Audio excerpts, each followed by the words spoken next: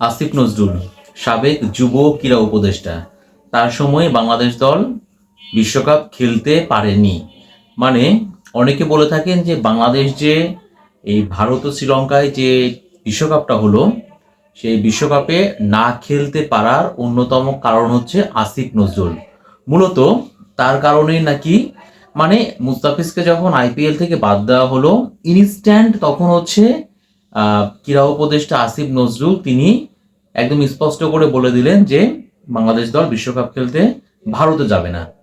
তো তখন হওয়ার কথা ছিল কি জানেন, তখন হওয়ার কথা ছিল হচ্ছে যে এইটা বাংলাদেশ ক্রিকেট বোর্ড ব্যাপারটা হ্যান্ডেল করবে, কিন্তু বাংলাদেশ ক্রিকেট বোর্ড ব্যাপারটা হ্যান্ডেল করার কোনো সুযোগই পায়নি।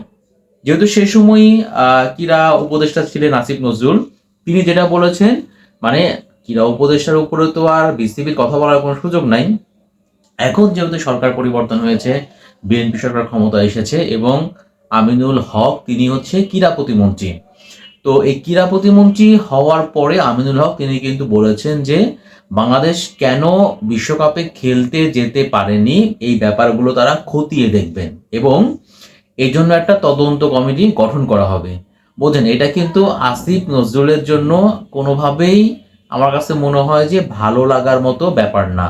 দেখেন যে বাংলাদেশের মানুষ কিন্তু প্রচন্ড ক্রিকেটকে ভালোবাসে, আর বিশ্বকাপ হচ্ছে একটা সর্বোচ্চ টুর্নামেন্ট, একটা মেগা একটা ইভেন্ট। তো যদি আপনি বাংলাদেশের ক্রিকেটারদের মতামত নেন তাহলে পারে ওই স্কোয়াডে যে 15 জন সদস্য ছিল প্রত্যেকেই কিন্তু বলবেন তারা বিশ্বকাপ খেলতে চান।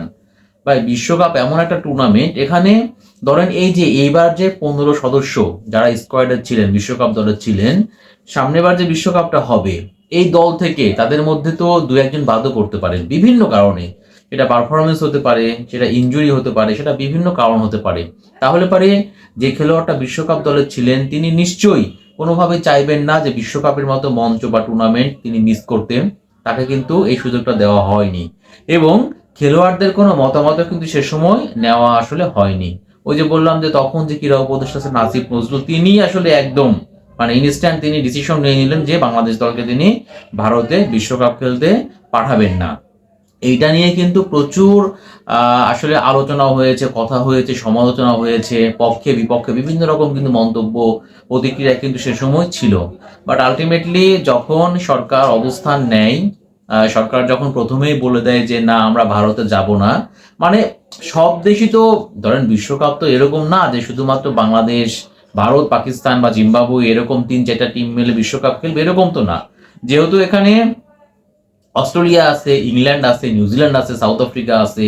বিশেষ করে আপনার অস্ট্রেলিয়া, ইংল্যান্ডের মতো দল যখন তারা ভারতে তাদের খেলতে কোনো সমস্যা নাই, তাহলে পারে তখন কিভাবে বলা হলো যে বাংলাদেশের জন্য নিরাপত্তা ঝুঁকি আছে?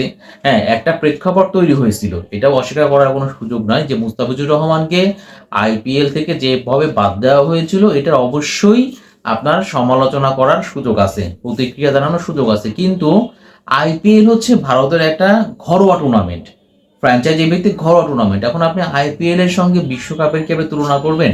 মুস্তাফিজকে আইপিএল থেকে যে প্রক্রিয়ায় বাদ দেওয়া হয়েছে আপনি এইটা নিয়ে প্রচুর আপনি সমালোচনা করতে পারেন, প্রচুর আপনি কথা বলতে পারেন, কিন্তু দিন শেষে আপনাকে তো এটাও মনে রাখতে হবে যে আইপিএলটা হচ্ছে ভারতের ঘরোয়া ফ্র্যাঞ্চাইজি ভিত্তিক টুর্নামেন্ট, আর বিশ্বকাপ তো আইসিসির ইভেন্ট।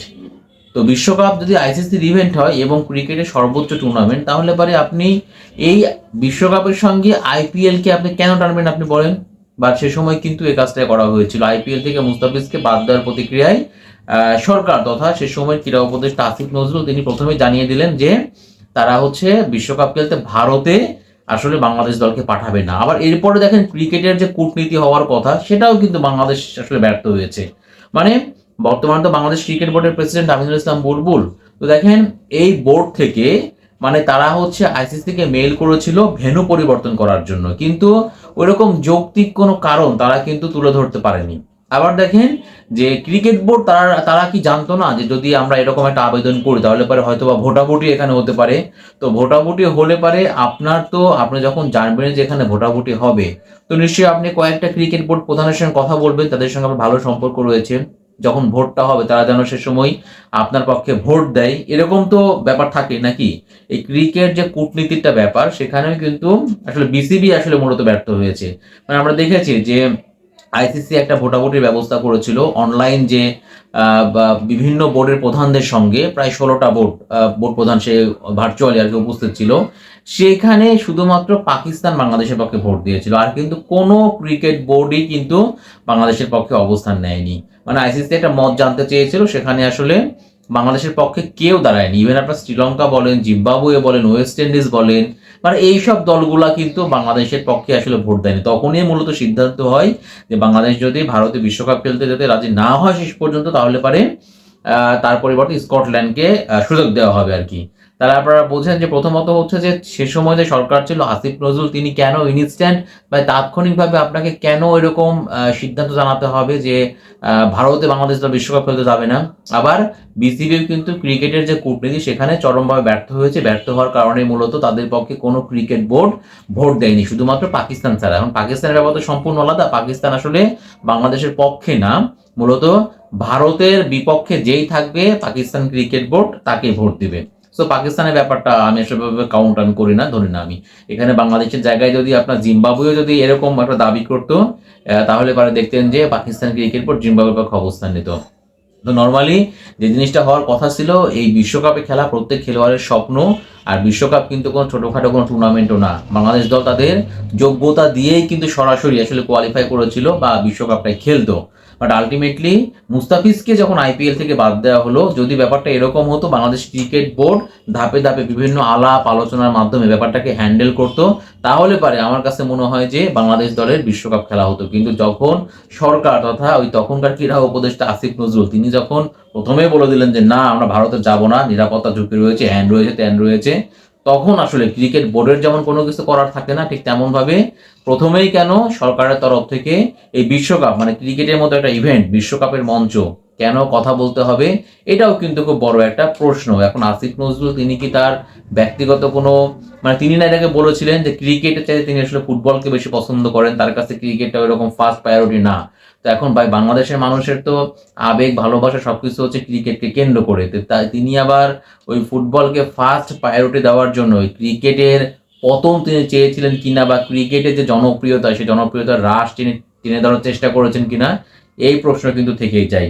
তো এখন যেহেতু বর্তমান যে ক্রীড়া প্রতিমন্ত্রী, তিনিও ক্রিকেটকে প্রচন্ড ভালোবাসেন, তিনি ফুটবলের মানুষ হতে পারেন কিন্তু তিনি কিন্তু ক্রিকেটকে প্রচন্ড ভালোবাসেন, এবং তিনি যখন বলছেন যে এই বাংলাদেশ কেন বিশ্বকাপে খেলতে যেতে পারলো না, ব্যাপারটা তারা খতিয়ে দেখবেন, তদন্ত কমিটি গঠন করবেন। আশা করি এই তদন্ত কমিটি গঠন করা হলে এবং ব্যাপারগুলো খতিয়ে দেখা হলে পারে, আমার তো মনে হয় তখন আসলে আসিফ নজরুলের জন্য, মানে যেহেতু তার সিদ্ধান্তে বাংলাদেশ দল এই বিশ্বকাপটা খেলতে যেতে পারেনি, তো আমার মনে হয় যে এই তদন্ত রিপোর্টে হয়তো বা আসিফ নজরুলের নামটাই উঠে আসবে, এবং এই ব্যাপারটা তার জন্য কিন্তু মোটেও ভালো কোনো কিছু হবে না।